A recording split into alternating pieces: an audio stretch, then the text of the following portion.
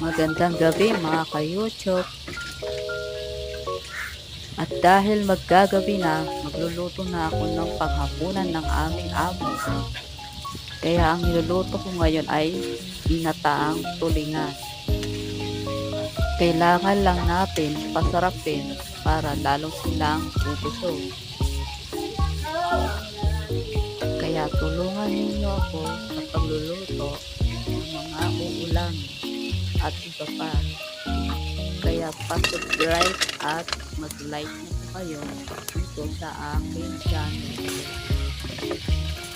Para po may bago pa tayong i-upload sa susunod na araw. Kaya pa-supportin niyo po ako sa aking channel. Dito lang po sa baba. Thank you for watching.